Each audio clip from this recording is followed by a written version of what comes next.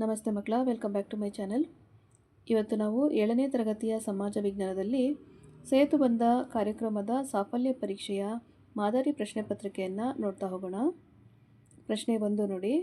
ಸಾಹಿತ್ಯ ಆಧಾರಗಳಲ್ಲಿ ಎಷ್ಟು ವಿಧ ಮತ್ತು ಅವು ಯಾವುವು? ಪ್ರಶ್ನೆ 2. ಪುರಾತತ್ವ ಆಧಾರಗಳನ್ನು ಹೆಸರಿಸಿ. ಪ್ರಶ್ನೆ 3. ಗೌತಮ ಬುದ್ಧ ಸ್ಥಾಪಿಸಿದ ಧರ್ಮ ಯಾವುದು? ಪ್ರಶ್ನೆ 4. ಬೌದ್ಧ ಧರ್ಮ ಭಾರತ ಗಡಿಯಾಚೆಗೆ ಯಾವೆಲ್ಲ ದೇಶಗಳಿಗೆ ಹರಡಿದೆ? ಪ್ರಶ್ನೆ 5. ಮತದಾನ ಮಾಡಲು ಎಷ್ಟು ವರ್ಷ ವಯಸ್ಸಾಗಿರಬೇಕು?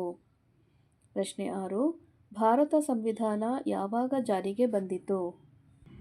ಪ್ರಶ್ನೆ 7. ರಾಷ್ಟ್ರಗೀತೆಯನ್ನು ಬರೆದವರು ಯಾರು? ಪ್ರಶ್ನೆ 8. ಭಾರತದ ರಾಷ್ಟ್ರೀಯ ಲಾಂಛನ ಯಾವುದು? ಪ್ರಶ್ನೆ 9.